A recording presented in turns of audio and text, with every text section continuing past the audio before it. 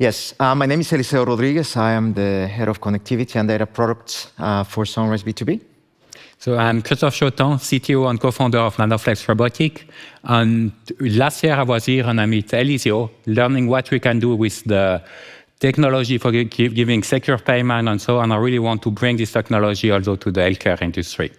Super. So we are very happy to be here, looking at something that is really innovative. As Christophe said, we met last year, and during the past few months we have been interacting and exchanging ideas. And before we start, I just want to take a minute. I was really impressed by what Nanoflex does, and not only I have been impressed, but Nanoflex has been rated within the top 10 Swiss startups. They have managed that in 2024 and in 2025, and they have been rated #1 for medtech. So I think that's a big achievement for a Swiss company doing a state-of-the-art technology, and I would like a round of applause for Nanoflex and for Christophe for that achievement. I think it's really fantastic. So what we have prepared today, it's a use case, it's an application that fundamentally is made up of 3 different components. The first one is medical technology and medical know-how. The second one is wireless technology, specifically with 5G. And the third one, of course, is cybersecurity. And we're very excited about this use case because its fundamental purpose, it is to save lives. And I think that we can benefit from that approach. Christophe. So Nanoflex Robotics is a startup founded 4 years ago with technology coming from ETH Zurich. So our vision is to use technology, robotic, and connectivity to provide access to everyone to life-saving procedure anywhere into the world. The first business case that you want to target is the treatment of ischemic stroke. An ischemic stroke is when you have a blood clot into your brain blocking one of your arteries. If you have a blood clot in one of your artery, your neurons start dying it. And it's really important removing this blood clot quickly. If you manage to do that in 2 hours, there's a 75% chance that there's no severe disability. But if it takes up to 8 hours, you only have a 10% chance of having no severe disability. And 1 in 4 will have in his life a stroke. So it's a really important healthcare issue that we need to try to provide treatment quickly. The good news is that today, we can remove this blood clot coming with a catheter from the artery into the leg, navigating all the way up into your brain and then removing it. But the challenge is, you may imagine it, you have a stroke, you are going to the hospital, there's maybe not specialists available directly at your side for treating you.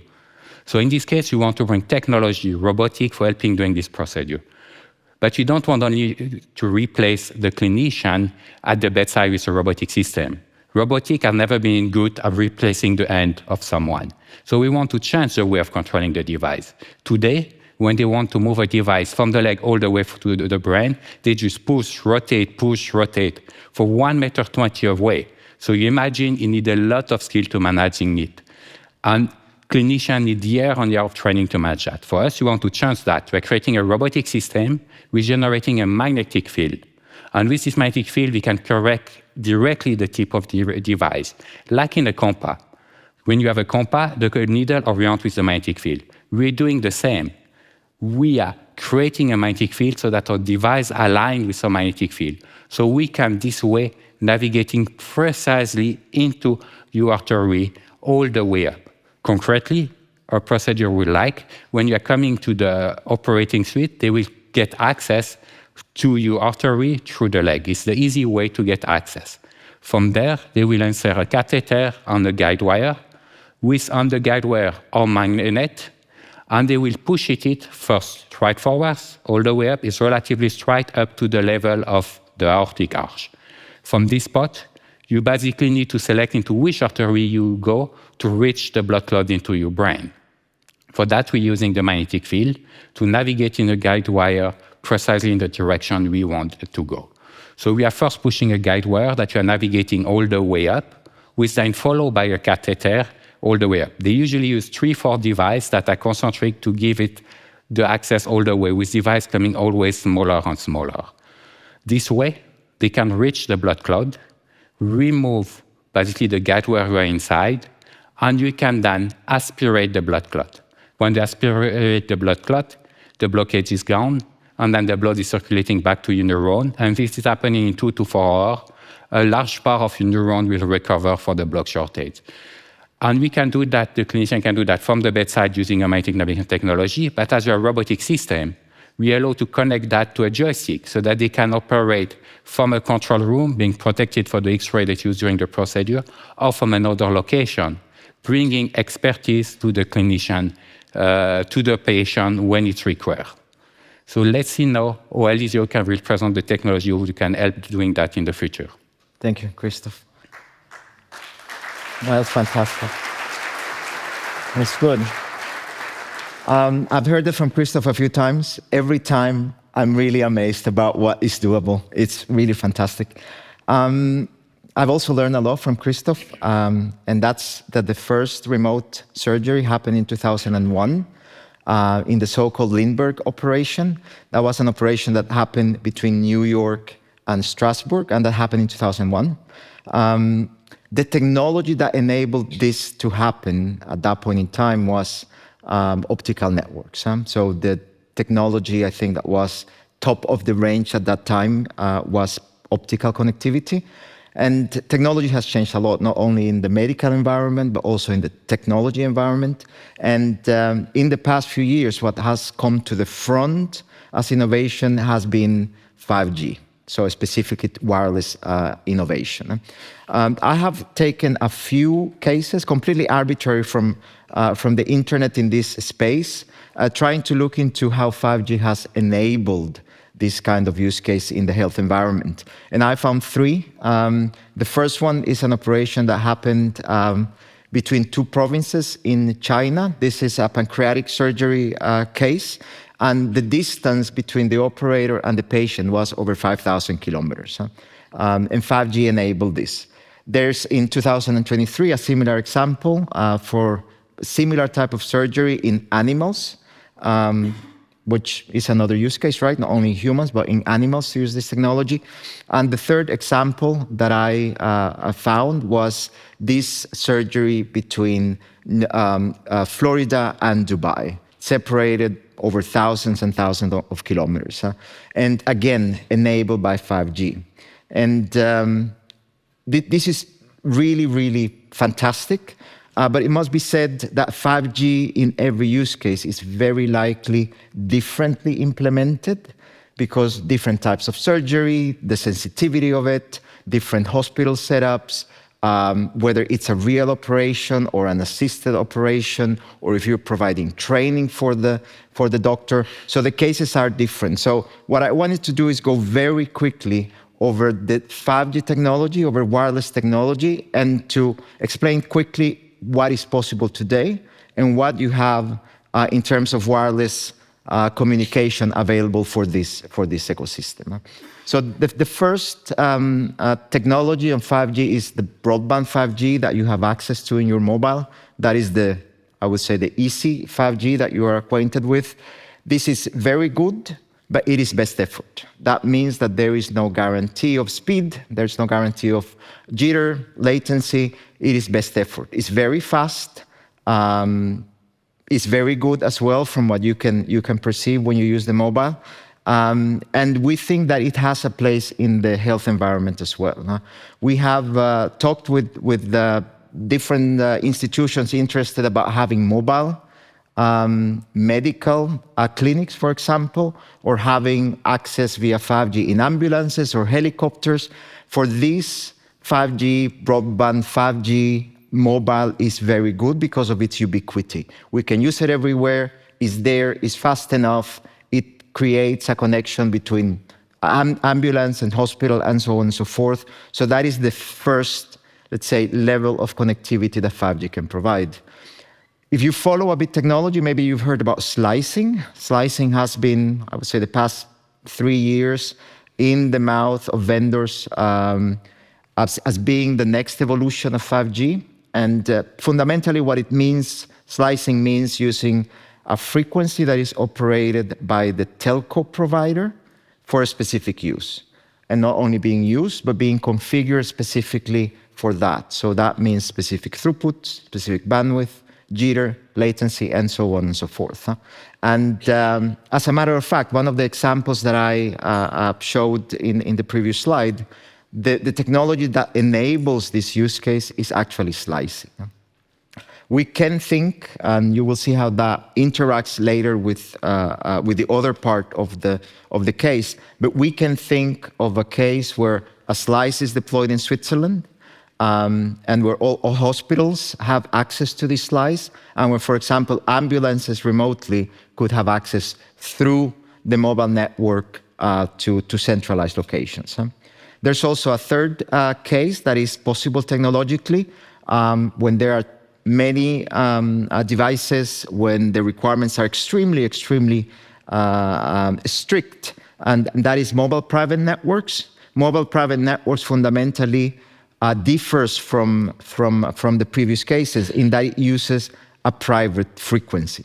And this private frequency can be used in a closed environment, inside a building, in a campus, and this can be also configured in a way that you can really control throughput, jitter, latency, and so on and so forth. So that gives you a bit of the tools that are existing available today for connectivity through wireless. And I would like now to move to the third element, which is cybersecurity.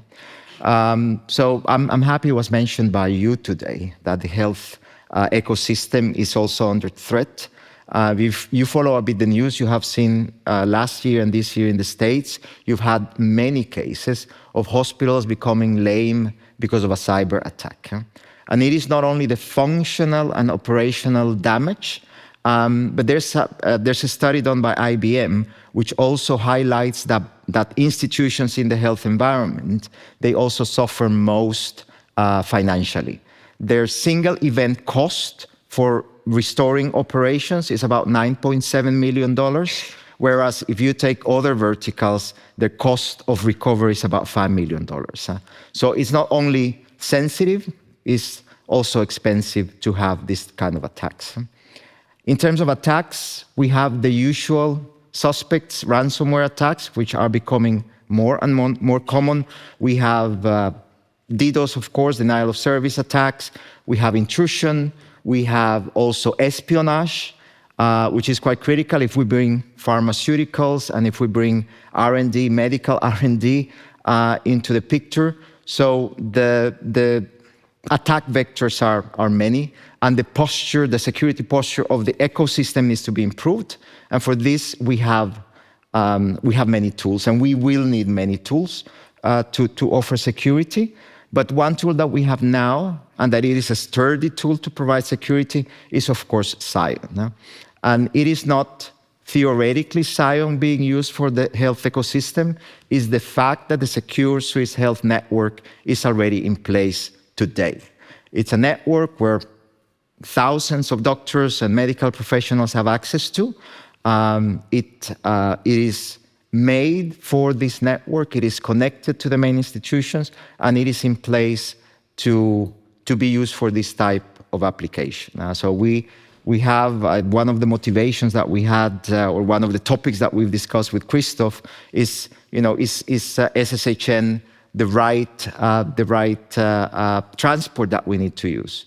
And when we bring together wireless or 5G connectivity and SSHN, you can also put them together. Today, you can have an ambulance that is accessed through a mobile network connected via Scion to a hospital. You can have a small clinic as well connected via different mechanisms, mobile with mobile network through SSHN into another institution. So it creates, from our perspective, a de facto environment where the health ecosystem can securely thrive and provide this type of application without the fear that there's going to be an attack. So having said that, thank you. Having said that, because some of you may think, well, yeah, this is maybe something for the future. The motivation of Christophe and I today is to show that that is possible in Switzerland today. So, Christophe. So yeah, Nanoflex is not only a vision. We right now have a team of 20 people working into it. We already have developed a robotic system. We have already engaged with more than 100 worldwide leading clinicians for testing a technology in silicon model. We also have recently installed our system in the animal lab in Zurich or the animal lab in Bern, where we are doing animal study. I will quickly show you some of our last experiments where we had the animal located in Bern, and we had the clinician operating into it from Arizona and from Zurich. So the clinician at the bedside were giving access to the vasculature, and then the clinician remotely in Zurich were using the joystick for steering the catheter on the guide wire, guided by the X-ray imaging it. So they were able to create the image, X-ray image with the contrast to see where the blood clot was, and then they were navigating with a robot system the guide wire into the pig brains from Arizona in Bern. They were able to push then the catheter to the clot location and then aspirating the clot with the support of the team locally. So before the artery was blocked, after the experiment, the blood clot were removed and the blood was circulating again. So in terms of next step, so all this experiment was done over public internet. So it's fine using public internet for feasibility study, for a proof of concept. But now that we want to move that towards clinic, we need to have secure connection, redundancy, guarantee bandwidth, security over the last mile. So it's where 5G can have also a big impact of providing the redundancy. But Nanoflex is not the only healthcare company we need to have this kind of connectivity. There's more than hundreds of companies who are working on the telerobotic use case, and there's so many medical devices in the healthcare system that need secure connection. So we need to protect also healthcare data the same way as we're protecting a payment system. Super. So I hope we have inspired you. I think that's the idea with Christophe, to dream about these things that are possible today with technology, and mostly that we can do it in a secure way. I would like to thank Christophe again. Thank you. For the support and for the interaction, and thank you for your attention.